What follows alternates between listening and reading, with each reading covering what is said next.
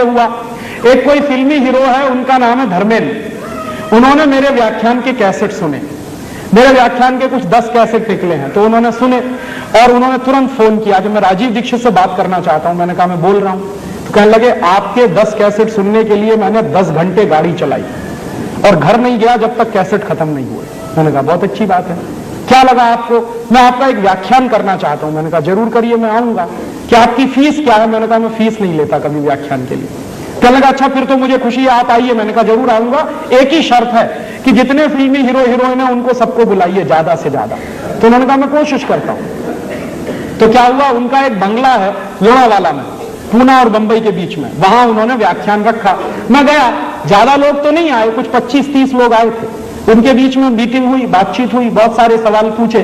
जब खत्म हो गए उनके सवाल तो मैंने उनसे कहा कि अब मैं एक सवाल पूछूंगा। तो हेमा मालिनी से मैंने पूछा क्या आप मुझे बताओ कि लक्स से नहाती हो? नहीं। लाइफ बॉय से नहाती हो? नहीं। कैमे से नहाती हो? नहीं। लिविल से नहाती हो? नहीं। मैंने कहा आप नहाती भी हो? तो कहने लगी नहाती तो रोज हूं। मैंने कहा फिर किससे? तो उन्होंने बताया चने के आटे में मलाई डाल के नहाती हूं, माने बेसन में मलाई डाल के नहाती हूं। तो मैंने कहा अगर आप बेसन में मलाई डाल के नहाती है तो ये बात पूरे देश को क्यों नहीं बताती? कहने लगी डर लगता है। मैंने कहा क्या डर लगता है?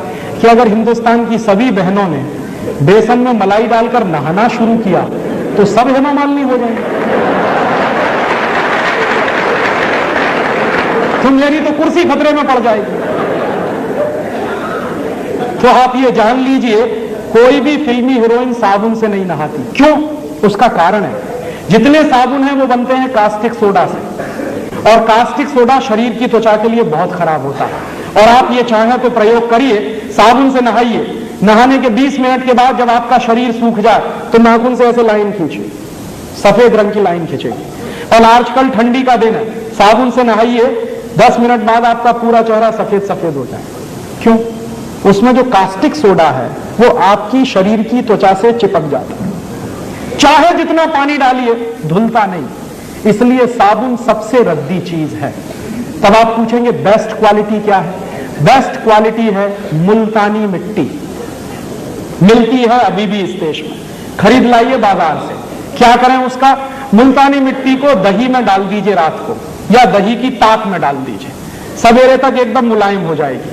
उसको पेस्ट बनाइए, शरीर पर ऐसे ही लगाइए जैसे साबुन लगाते हैं, और नहा लीजिए गर्म पानी से, एकदम फ्रेश हो जाएंगे आप। दूसरा तरीका, चने का आटा माने बेसन, उसमें मलाई मिलाइए, पेस्ट बनाइए, उसको रगड़िए और उससे नहाइए। तीसरा तरीका, आप जो है अपने घर में ले आइए मसूर की दाल का आटा, मसूर की दाल होती है उसको पिसवाइए, उसका आटा बनता है, उसमें शहद मिलाइए, मध मिलाइए और उसका पेस्ट बना के उससे शरीर को लगाइए और गर्म पानी से नहाइए, आपकी स्किन एकदम सॉफ्ट हो जाएगी। चौथा तरीका, मुल्तानी मिट्टी लीजिए, अरीठा का पाउडर लीजिए, शिकाकाई पाउडर लीजिए, तीनों को बराबर बराबर मात्रा में मिलाइए, डिब्बे में बंद करके रखिए। 1 साल तक इसका कुछ नहीं बिगड़ता। नहाने के 20 मिनट पहले 1 चम्मच पाउडर 1 गिलास पानी में डाल दीजिए और उस पानी से पहले सिर के बाल धो लीजिए, आपके बाल टूटना बंद हो जाएंगे। और फिर उसी पानी से शरीर से नहा लीजिए, आप कोई साबुन लगाने की कभी जरूरत ही महसूस नहीं होगी। और आपको मैं बताऊं सबसे अच्छा, आपके यहां अकोला में गाय के गोबर से एक साबुन बनता है, और गाय के गोबर से जो साबुन बनता है, पिछली बार मैं आया था यहां से खरीद के ले गया था और मैंने मेरे सब दोस्तों को बांटा, मैं भी नहाता हूं। मैं आपको सच बताऊं कि उस साबुन से नहाने के 10 मिनट के बाद शरीर में से खुशबू निकलती। फिर एक दिन मैंने पुराने कुछ ग्रंथ खोजे तो मुझे पता चला कि हिंदुस्तान में जब यज्ञ किया जाता था तो किसी भी राजा को यज्ञ करने से पहले गोबर से स्नान करना जरूरी होता था। भगवान राम ने भी यही किया था। जब भगवान राम ने यज्ञ किया तो गोबर से स्नान किया था, तब यज्ञ करने के लिए बैठ पाए थे। तो शास्त्रों में इसका वर्णन है और गोबर से स्नान करना बहुत ऊंची बात है। आपके घर में अगर देसी गाय है तो उसके गोबर से आप सीधे स्नान कर सकते हैं, नहीं है तो आपके अकोला में बनता है इतना अच्छा साबुन, और अगर आप वो खरीदेंगे तो पैसा कहां जाएगा? अकोला का पैसा यही रहने वाला। और वो साबुन यहाँ के किसी गौशाला में बनता तो आपका दिया गया पैसा जाएगा कहां? गौशाला में जाने वाला। उस गौशाला को चलाने वाले कुछ भाइयों को रोजगार मिलेगा और मेरी तो कल्पना है कि ऐसी गौशालाएं गांव गांव गली गली घर घर में खुल जाए और उनमें से ये गोबर निकलेगा, साबुन भी बनेगा, दूध बनेगा, घी निकलेगा, क्या क्या नहीं होगा। पूरे हिंदुस्तान की अर्थव्यवस्था बदल सकती है।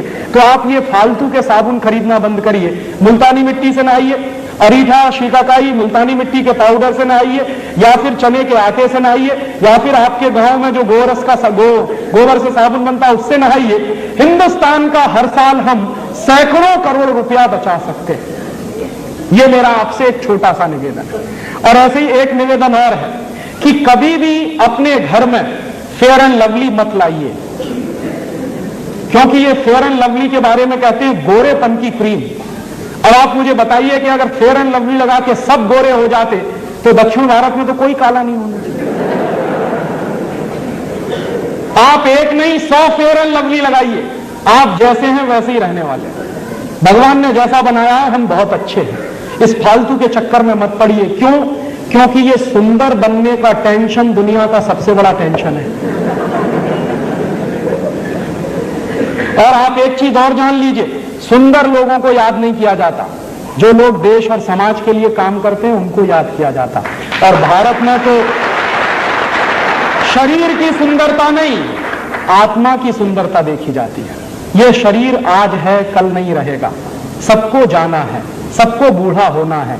आज आप सुंदर हैं, कल नहीं रहने वाले हैं। शरीर के चक्कर में फंस गए तो जीवन बेकार हो जाएगा। भारत का अध्यात्म यही कहता है। इसलिए आत्मा को सुंदर बनाइए, अच्छे काम करिए, आप खुद ब खुद सुंदर होते चले जाएंगे। तो सुंदर बनने के लिए कॉस्मेटिक्स की जरूरत नहीं है, सुंदरता तो कर्म से आती है। इसलिए घर में ये कॉस्मेटिक्स लाना बंद करिए। हजारों करोड़